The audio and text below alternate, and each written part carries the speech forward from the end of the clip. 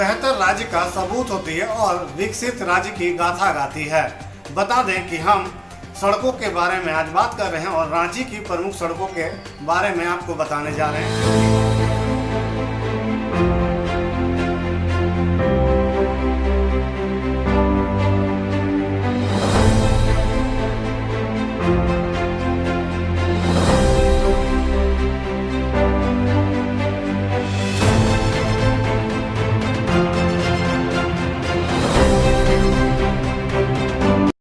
सड़कें फिलहाल रांची की कई ऐसी सड़कें हैं जो कि काफी जर्जर स्थिति में हैं।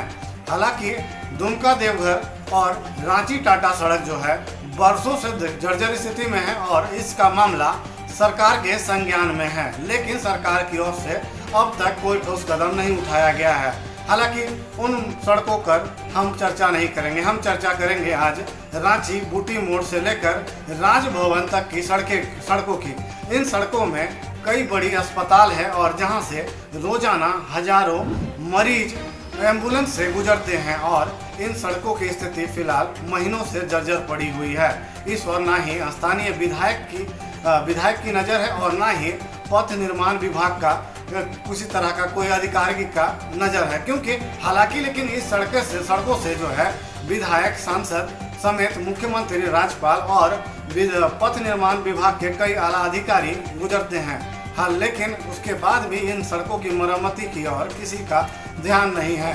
हमने इस मामले पर लगातार पड़ताल की और हमने देखा कि रांची बूटी मोड़ से लेकर राजभवन तक कुल लगभग 203 गड्ढे हैं और वहां से गुजरकर लोगों को जो है अपने गंतव्य तक जाना पड़ता है। रोजाना 203 गड्ढे पार करना पड़ता है और यह 203 गड्ढे कहीं ना कहीं मरीजों के लिए जोखिम के बराबर है, क्योंकि इन 203 गड्ढों से एक मरीज को अगर गुजारा जाए तो जाहिर सी बात है एक मरीज को पहाड़ चढ़ाने के बराबर मशक्कत करनी पड़ती है। और इन सड़कों से गुजरकर अधिकांश जो है अस्पताल मरीज जाते हैं। इस मामले पे हम लोगों ने कुछ स्थानीय लोगों से भी बात की है और उन्होंने साफ कहा, अपनी व्यथा बताई है कि आखिर में कितनी परेशानियों का सामना करना पड़ता है इन सड़कों से होकर गुजरने के दौरान। हम सीधे उन लोगों से बात करते हैं और सुनाते हैं उन लोगों की। पिछले कई महीनों से सड़क जो है बरियातू रिम्स रोड जो है प्रमुख सड़कों में एक होती है, मानी जाती है, खराब है। कितनी परेशानियों का सामना करना पड़ता है? देखिए भाई, मेरा एक ही बात कहना है, ये रोड जो कि इस रोड में आप नामी गिनामी हॉस्पिटल आपका है, जिसमें मेडिका, आपका रिम्स, मेटास, उसके बाद आलम, सभी नामी गिनामी जो कि झारखंड में एक हस्ती है, ये सब हॉस्पिटल का। इसी हॉस्पिटल से पेशेंट जाते हैं, जिनका पैर टूटा रहता है वो आपका एम्बुलेंस से जाते हैं। इतना तकलीफ उस पेशेंट को होती है, शायद मैं बखान इस चीज़ को नहीं कर सकता। मैं सिर्फ अभी की सरकार हेमंत भैया से मैं हाथ जोड़ के निवेदन करता हूं कि आप भी इस रोड से गुजरते हैं, जितना जल्द हो सके इस रोड को कायाकल्प बदल दे। मैं आपके माध्यम से मैं वहां तक पहुंचाना चाह रहा हूं कि जितना जल्दी हो सके इस रोड का कायाकल्प हो जाना चाहिए। परिचय बता दीजिए। हमारा नाम सत्यम सदर्शी हुआ, बरियातू हसीन कोली का निवासी। पिछले कई महीनों से बरियातू रोड की जो स्थिति है काफी जर्जर है। कितना परेशानियों का सामना करना पड़ता होगा, क्योंकि लगातार आप लोग जो है इस रास्ते से जाते हैं। हम लोग तो बराबर देख रहे हैं इसको कि रोड की स्थिति अब सुधरेगा, लेकिन विगत सालों से यही इसका नाटक सब कोई देख रहा है, सब कुछ झेल रहा है। और रोड का जो व्यवस्था है, हर आदमी के चक्कर में बराबर एक्सीडेंट हो रहा है। ये कोई नई तो बात नहीं है। कहाँ रहते हैं आप? हम बरियातू हाउसिंग कॉलोनी में रहते हैं। तो अक्सर आप इस सड़क से आना जाना करते होंगे। काफी सामना करना पड़ता है। कई लोग ऐसा नहीं कि बीच में पानी फूटा है कि बीच में नाली फूटा है। रोड में यदि अनाज उनाज को डाल दिया जाए तो खेत भी हो सकता है। स्थिति बहुत भयावह है। बूटी मोड़ से लेकर राजभवन तक जर्जर सड़क के मामले में हमने कांके विधायक समरी लाल जी से बात की है और उन्होंने क्या बताया है यह आप खुद ही सुनिए। विधायक जी, पिछले कई महीनों से जो है बूटी मोड़ से लेकर राजभवन तक सड़क की स्थिति जर्जर है। खास करके कई अस्पताल, बड़े अस्पताल यहाँ पे हैं, क्या आपने अब तक ठोस कदम उठाया है सड़क को लेकर? देखिए, हमने आज से 6-7 महीना पहले ही मैं सचिव पथ निर्माण विभाग से बात किया कि जर्जर स्थिति है, रिम्स है, रिम्स ही नहीं मेडिका है, वेदांता है, इधर बहुत से पल्स, बहुत से अस्पताल खुले हैं और ये बुट्टी मोड़ से लेकर राजभवन तक इसको राजपथ बोलते हैं। झारखंड की विकास की गति यहीं से दिखनी चाहिए थी और आप देखे होंगे कि जब रघुवंश की सरकार थी, देहात, गांव, इंटीरियर कहीं जाइए ये तो राजपथ है। निश्चित तौर पर सड़कों का जाल बिछा और अच्छी अच्छी सड़कें बनी हैं, आप किसी भी गांव में किसी तरह से भी जा सकते हैं, इतने जगह। तो ये तो राजधानी की मुख्य पथ था, मुख्य सड़क है। हमने सचिव से कहा कि आप क्या इसमें एक्शन नहीं ले रहे, आप क्यों नहीं, ऐसा हम इसको विधानसभा में उठाएंगे फिर। तो उन्होंने कहा कि जुडको और जो है सिलेंडर कर रहा, पहले जुडको के अंतर्गत था, स्मार्ट रोड इसको बनने का था, लेकिन ये अब स्मार्ट रोड नहीं बनकर, चूँकि बहुत सी अधिग्रहण की ज़मीन को अधिग्रहण करने में दिक्कत हो रही है, इसीलिए इसको अच्छी सड़क हम लोग बनाएंगे, इसी को अच्छा से ये करेंगे।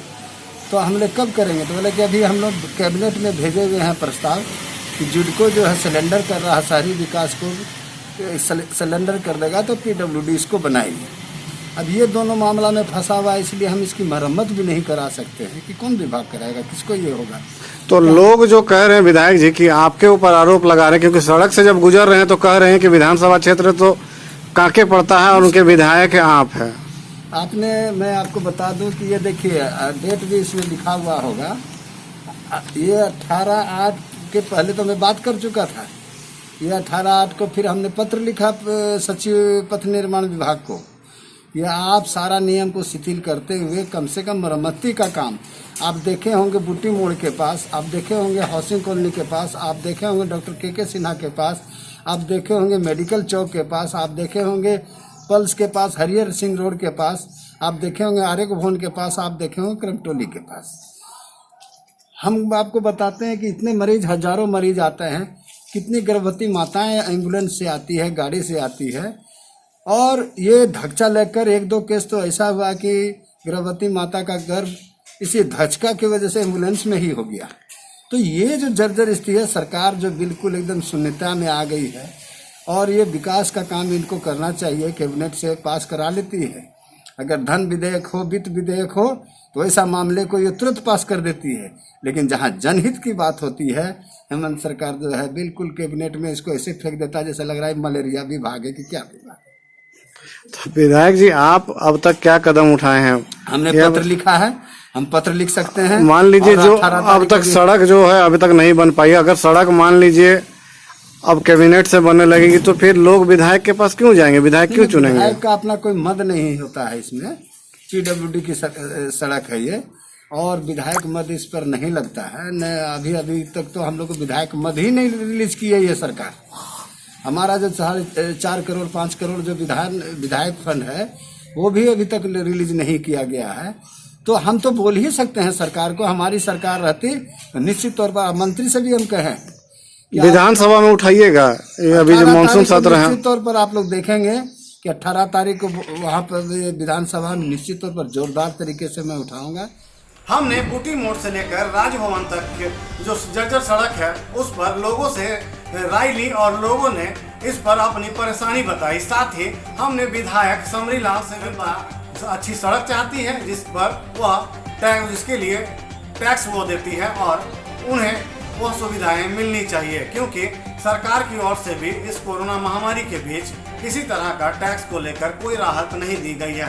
तो कम से कम सरकार जो है सड़क बनाकर कम से कम दे, जिससे मरीज और आम लोग आसानी से गुजर पाए। हालांकि अब सरकार को तय करना है और विधायक जी को भी तय करना है कि सड़कें कब बनेगी, क्योंकि सड़क बनना काफ़ी ज़रूरी है ताकि मरीजों को उस सड़क से गुजरने के दौरान किसी तरह की परेशानी ना हो सके। कैमरे के पीछे अंकुश यादव है, मैं वीरेंद्र रावत हूँ और आप देख रहे हैं कोयलांचल संवाद।